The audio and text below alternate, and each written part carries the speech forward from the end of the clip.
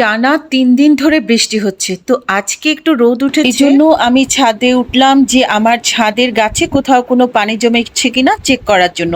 পানি চেক করতে এসে দেখেন আমি মৌমাছিদের খেলা দেখছি। ছাদে কি সুন্দর ফুল ফুটে আছে, কিন্তু সব ফুল কিন্তু আমি পাই না। কিছু কিছু হিন্দু ফ্যামিলি আছে, ওরা ওদের পুজোর কাজে নিয়ে যায়। যাই হোক, এই গাছটা দেখতে পাচ্ছেন, এই গাছটার নাম হচ্ছে ফিশ বোন।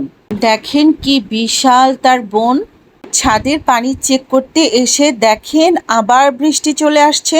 তবে যারা গাছ লাগাচ্ছেন আমাদের একটু কেয়ারফুল থাকতে হবে, যাতে আমাদের ফুলের টবে কিংবা ছাদের আশেপাশে বাসার কোনো গাছে পানি জমে না থাকে। এই যে দেখেন, ছাদ থেকে এসে আমি কথা বলতে বলতে নাস্তা খাওয়া শুরু করেছি।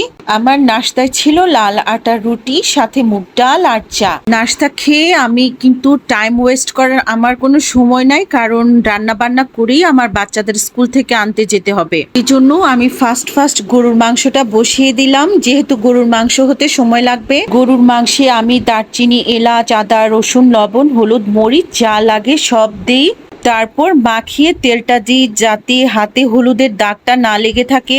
এখন দেখেন গরুর মাংস হতে তো কিছু সময় লাগবে, তো এই ফাঁকে আমি চিন্তা করলাম যে আমার বাসার পানির যে গাছগুলি আছে সেগুলি থেকে পানিগুলি একটু ক্লিন করে নিই। আমি বাসায় সাধারণত খুব একটা পানির গাছ রাখি না, যেগুলি আমার ভিডিওর কাজে লাগে সেগুলিতে আমি একটু পানি ইউজ করি। আমার কাছে মনে হয় মাটির চেয়ে পানিতে মানি প্ল্যান্টের কালারটা ভালো থাকে, বাট আমি চেষ্টা করি সপ্তাহে অন্তত একবার পানি চেঞ্জ করার জন্য।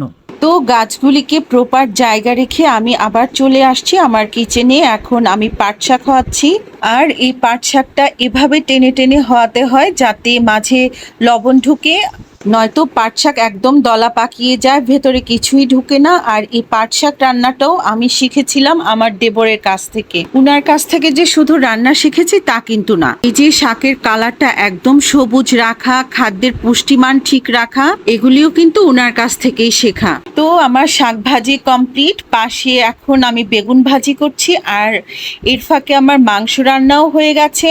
আর সেই যে প্রথমে বললাম আমি আমার ছাদের টব, বাসার পানির টব সব পরিষ্কার করে নিচ্ছি। আসলে এখন রাজধানীতে ডেঙ্গু প্রবণতা অনেক বেড়ে গেছে, সো আমাদেরকে আরো বেশি সচেতন হতে হবে। কথা বলতে বলতে আমি কিন্তু আমার স্কুলে চলে আসছি বাচ্চাদের নেওয়ার জন্য। দেখেন বৃষ্টি, তারপরও মাশাল্লাহ বাচ্চাদের কি উপস্থিতি, তাই না?